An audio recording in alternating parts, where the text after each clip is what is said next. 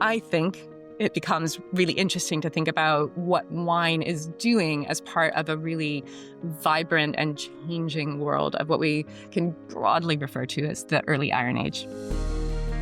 Wine is dangerous, but wine is essential.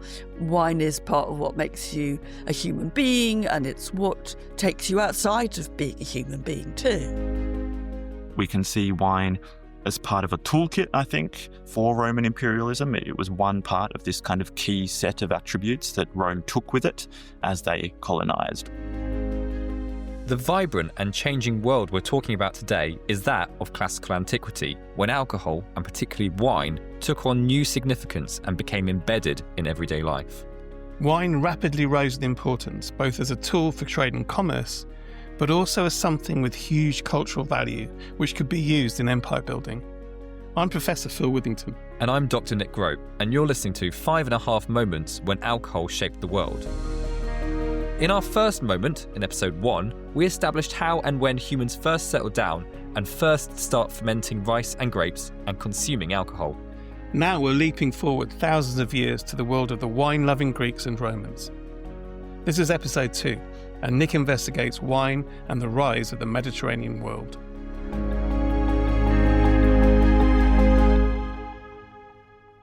These are just handles that have survived Yeah. in larger chunks than, say, this one, but Yeah. it's the same part. Oh, I see, yeah. To get us and- started on the role of alcohol in the ancient Greek and Roman worlds, I've come to a teaching room in the Faculty of Classics at the University of Cambridge to meet Dr. Jane Rempel, and we've been looking at some fascinating artefacts. These are pieces of pottery vessels which were once used to export wine. They even have stamps on them showing where they were made. More on these in a minute. But first, Dr. Rempel showed me an elaborate Greek drinking vessel that was probably passed around at parties. So the kylix is the drinking cup that we most closely associate with, especially the symposium in ancient Greek culture, so wine drinking amongst citizen men. And this doesn't necessarily read as a cup because it is so shallow and broad. It could look a bit like a plate or a soup bowl, but it's on a high foot and then has this shallow, broad bowl with two kind of hooked handles on either side. These Athenian red figure versions often have what we call a tondo, a decorated tondo in the middle with some sort of meander or design around the outside, and then a figural decoration in the middle, which would be revealed to you as you emptied the vessel of wine. But in order to drink from it, it was a sort of two-handed venture. You'd put either hand underneath and bring it up to your mouth and sip the wine. It seems really awkward, doesn't it, to drink like that? Or is well, it... it's also thinking about commensality. So that potentially you would have passed this along, and you can see how me passing it with two hands Oh, to okay, you. yeah, it's actually quite easy Yeah. to do that, and then Yeah. we'll just pass it around, can't Yeah. we? Yeah. I mean, Wine had been part of the Mediterranean world thousands of years before the kylix was made in Athens in the 6th century BCE. There's evidence for the domestication of grapes in the Neolithic period, and we know that for the Minoans on Crete and the Mycenaeans in mainland Greece during the Late Bronze Age, wine production and consumption was a hugely important part of palatial culture and economy. But the kylix indicates significant changes during this period. Through the 6th, 5th centuries BCE, we can see real changes in the role of wine and how it is being incorporated not only in the Greek world and in Greek culture, or being established in Greek culture as something that's important, but also the ways in which wine and the trade of wine, access to wine and wine drinking culture impacts a whole broad set of people living around the Mediterranean region. This was a period of massively increased mobility, trade and settlement, with wine-drinking peoples like the Phoenicians from Syria and Palestine and the Greeks from the Aegean settling, some would say colonising, as far afield as southern Italy and Sicily, southern France, eastern Spain, North Africa and the Black Sea region. The result of this Mediterranean Greek world was extensive trading networks of wine-producing communities in which wine was at once an everyday necessity, a trading commodity, and perhaps most interestingly, a source of social identity. We get a glimpse into this world through the stamps on the handles of the wine vessels that we looked at earlier. So we don't always know what the stamp is particularly referring to or who applied it to the vessel. But when the stamp has enough of an inscription on it, it often tells us about a city official who was a yearly appointment, an annual appointment, his name, and then they also have the name of the person who made the amphora, so the owner of the factory. So they can tell us about, so this gives us a suggestion of a city control or at least monitoring or taxation of this export. By mapping where these stamped amphora turn up on archaeological digs in the region, we can get a picture of the trade links between Greek city-states. Dr. Rempel's research on the Black Sea coast has identified large numbers of amphora around the Mediterranean. The fact that most of the wine in the Black Sea area seems to have been from the Aegean until the classical period is telling of larger strategies of not just production, but it also tells us about potentially the importance of wine and consumption and who was able to consume wine, who was able to acquire wine. Presumably wine from the Aegean would be more expensive than wine produced in the Black Sea region. So who was acquiring this posh wine and what were they using it for? We certainly have evidence for wine consumption at sanctuaries as part of rituals, especially connected with the god Dionysus. So in Athens, there was a festival in February called the Anthesteria, which was where they uncorked the vintage from the autumn before, and there were wine drinking competitions and that kind of thing.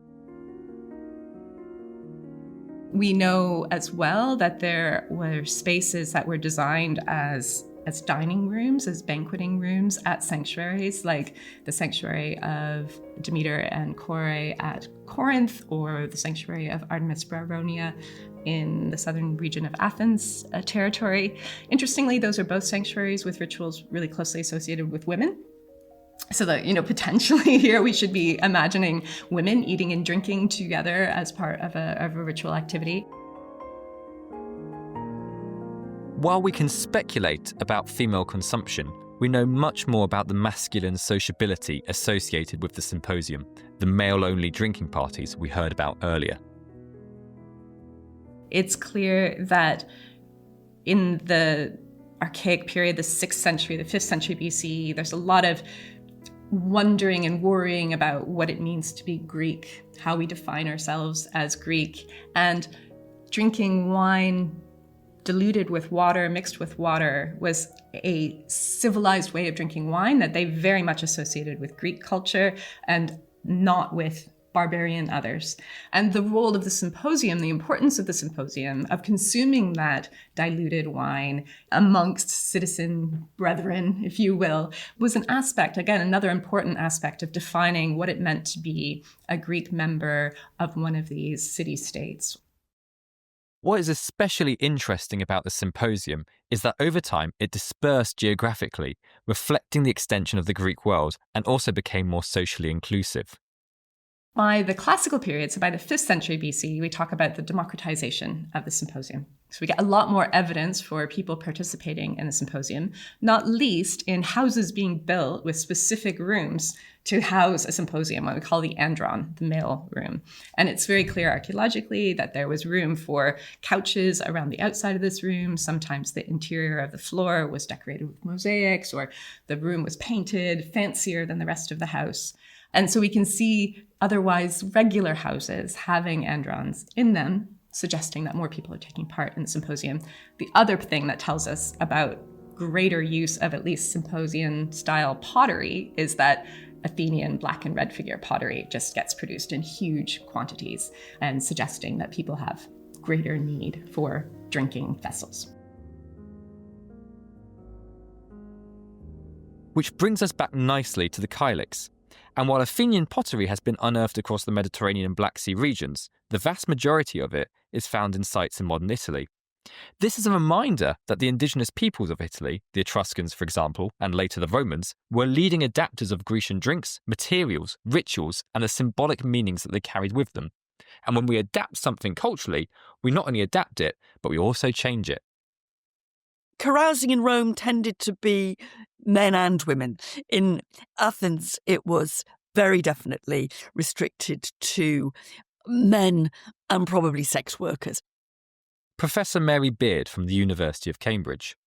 You could make an even clearer claim that in classical Athens, the consumption of wine in a male-only environment was hugely important in defining the idea of citizenship, of proper citizenly behaviour, and, of course, defining what it is to step out of line.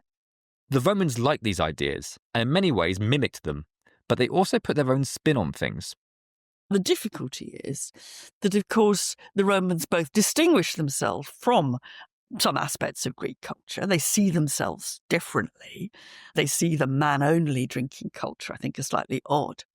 But also, they want to have that for themselves too. So a lot of Roman poetry, which much of it in some ways celebrates the alcohol culture of the Roman world, some of that you're seeing the Romans imagining themselves almost as if they were in an Athenian drinking party. So there's an inextricable link and difference between the two cultures.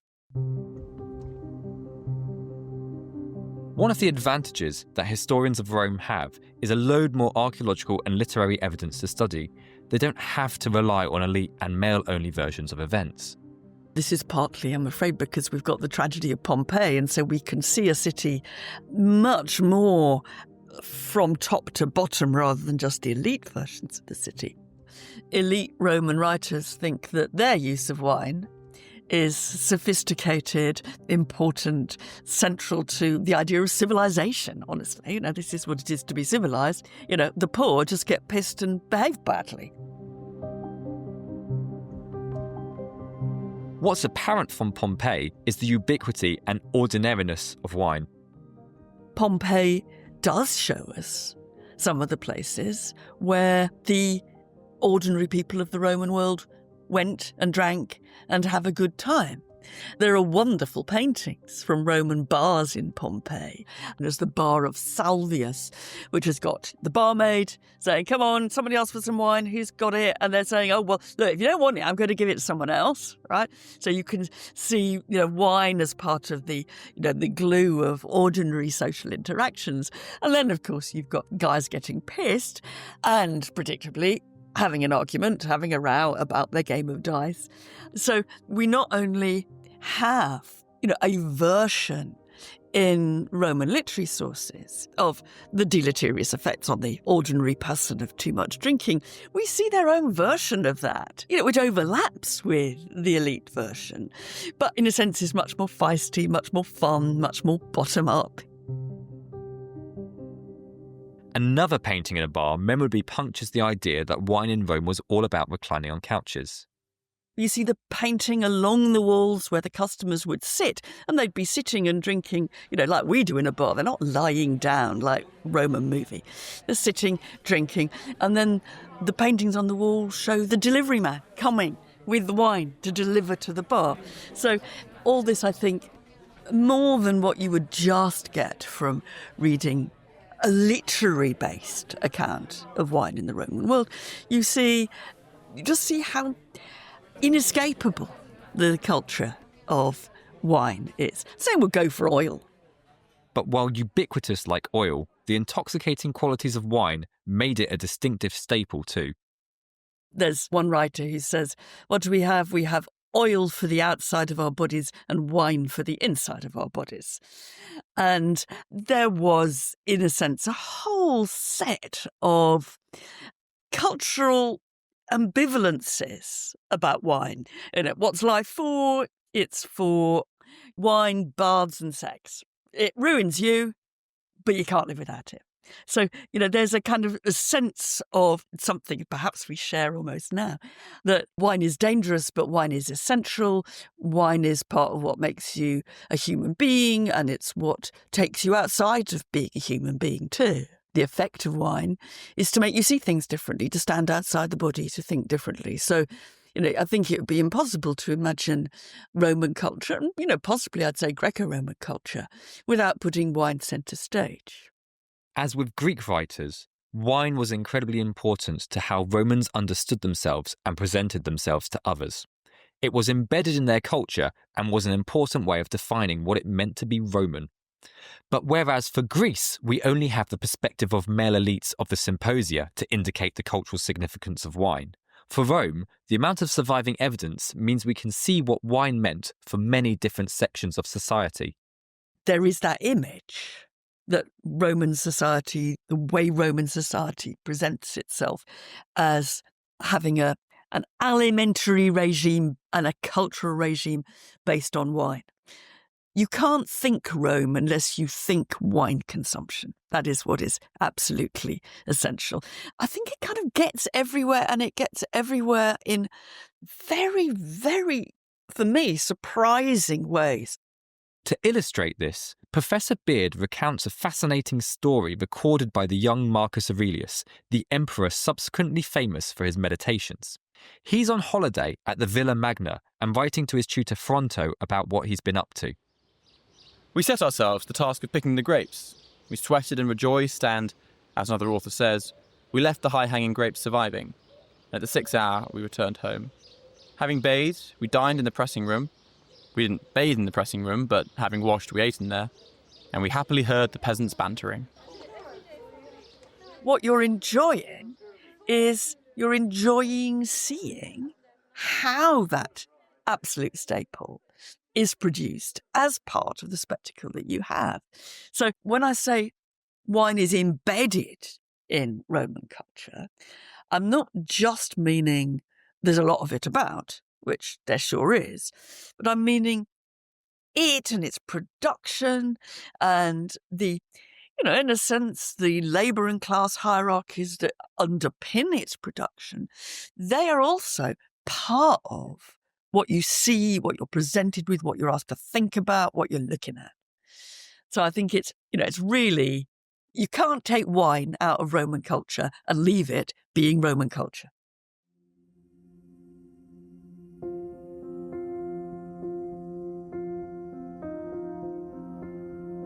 It might be the case, of course, that this deeply embedded culture of wine was also shared by the Greeks. The sources make it difficult to say. But what we can say is that in adapting Greek rituals and traditions, Romans magnified and ultimately transformed them.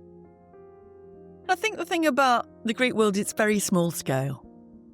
This is, by and large, I think, local production. Now, what you've got in Rome is you've got not just the embeddedness of wine, but you've got mass production. You've got a culture in which it's linked to travel, trade, transport, production, wealth, the production of wealth, as well as all the stuff about self-imaging. It's omnipresent, and if something's omnipresent, it's usually important. This huge amplification in scale happened in Rome and its Italian environs, but it also happened because of the city's imperial and colonial ambitions. Whereas the Greeks created a network of interconnected Mediterranean settlements, the Romans went global. Dr. Emlyn Dodd is a senior lecturer at the University of London and an expert on ancient trade and agricultural production. So it's true that we certainly see an enormous upscaling of wine production and trade in the Roman period, especially in that late Republican and early imperial period of Rome. But as well, we could say at the same time, this is probably true for olive oil, probably true for grain. This isn't a thing that's unique necessarily to wine. To make this kind of scalar increase happen, of course, there's a highly complex and very well-oiled chain of operations that has to be in place. And I think a good example of this is to think of the complexity that's involved in cultivating and harvesting grapes by a peasant in, let's say, remote northern Syria, part of the Roman Empire, and then the chain of operation that had to be in place to get that product from remote northern Syria to the coastline, then shipped all the way across the Mediterranean, let's say docked in the port of Rome, and then shipped up the River Tiber in smaller boats, and then stored at a warehouse, and then organised systematically in a warehouse to know what age it is, what vintage it is, how much it's worth, and then of course getting it into a taberna or a household to be sold or used. And all of that complex chain of operations is without even considering the kind of web of economic and legal frameworks that wrapped around the Roman wine industry. For example, there were contractual laws and arrangements whereby wine could be bought while the grapes were still growing on the grapevine, before they'd been harvested, before the wine had been produced. And then, of course, legal implications when something went wrong. And, of course, things went wrong all the time. So there was a really complex and robust and rigorous framework, economically, legally, just in terms of pure practicalities and logistics, that was in place in the Roman period and was very fine-tuned. Another thing that enabled this expansion to take place was a giant leap forward in the way wine was preserved and stored. In antiquity, they didn't have the kind of refrigeration and the modern knowledge of stabilization and storage that we do today. So without the Romans developing new ways, of course, building on this extensive foundation that was already in place, without them having the knowledge to safely ferment and store and transport wine, even age it for several years with the knowledge that it might improve in quality and therefore in price, none of this upscaling would have been possible.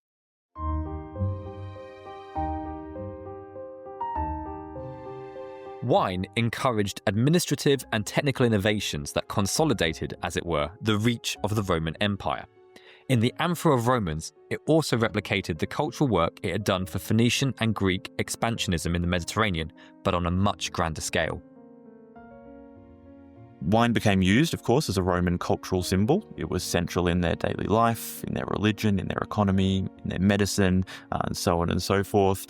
But again, we can think of comparisons here between earlier Greek or Athenian cultures and their colonial movements. So there are some important foundations that have been laid long before, and they're allowing the Romans to use wine in this kind of way.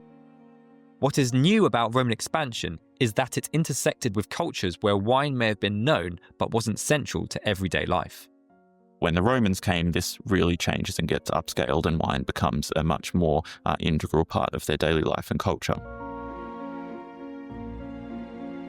The UK provides a really good case study of this, because it's not until the Roman period in Britain that we really start to see good evidence of grapevine cultivation, the presence of wine consumption as part of normal daily life.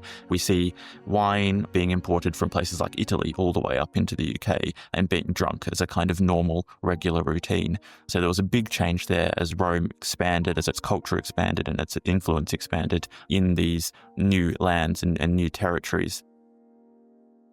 Dr. Dodd describes wine as part of a toolkit for Roman imperialism. It was one part of this kind of key set of attributes that Rome took with it, using its kind of long history of contact with older cultures in the Mediterranean. It became part of their imperial attitude, part of their imperial behaviours that travelled with them as they colonised, or even ahead of colonisation with merchants, travelling ahead of the Roman army, making contact with new territories, then expanding into these new zones and really solidifying itself in new ways. And just as merchants might be the vanguard of conquest, so the military acted as traders. We often forget that the military was a key trade and transport machine in and of itself. The military was moving all over the place, and of course it was taking a lot of stuff with it. Wine was one of those things. It was key for a soldier's diet. It was key for their religion, for their daily kind of life. So wine had to be with them as much as possible through all of their movements and travels into what were often quite unfamiliar territories. So there were complex logistical chains that then supported all of this, of course, ensuring that this supply of wine could be accessed by soldiers. But in a nice twist, for Dr. Dodd, it is a different institution that ensured that this was a moment in which alcohol did help shape the world. It's a huge moment. Through the Roman period, we see new methods of systematic cultivation of grapevine, and that then enabled different scales of wine to be produced. We see wine becoming a common product in new regions, in new landscapes, in new cultures. And of course, it built on this foundation, this millennia-long foundation, to really embed the role of wine in daily life, in economy, in religion, in medicine, in food, and it took that to new heights. Of course, one of the most important things relevant to this moment, I think, in setting the stage for what's to come in slightly later periods, is that it set this foundation for the enormous importance of wine in Christian religion and in church economies. This was crucial in lots of ways to the development of Christianity and its place in Western societies, but it was also crucial to the future of wine. through the later Roman period, we see churches and monasteries starting to exploit grapes and produce wine on a really large scale, and capitalizing on its trade as a financial resource for the church economy. So given the importance of this church role in viticulture through the Middle Ages, some have argued that without the fact that wine became such a central element of Christianity and the church economy, vinicultural expertise may have been lost, and the world might actually look like quite a different place.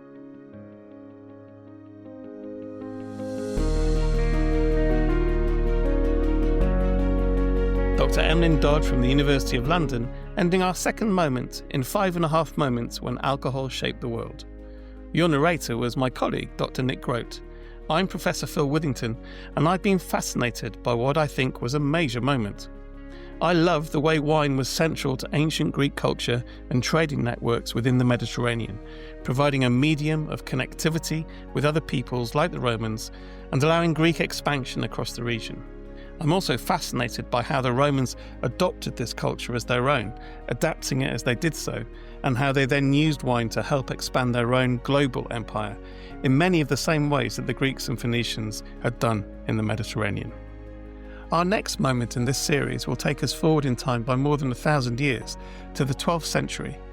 In episode 3, join myself and 3 other historians of the medieval and early modern periods to find out how beer contributed to the rise of capitalism and commercial society in northwestern Europe.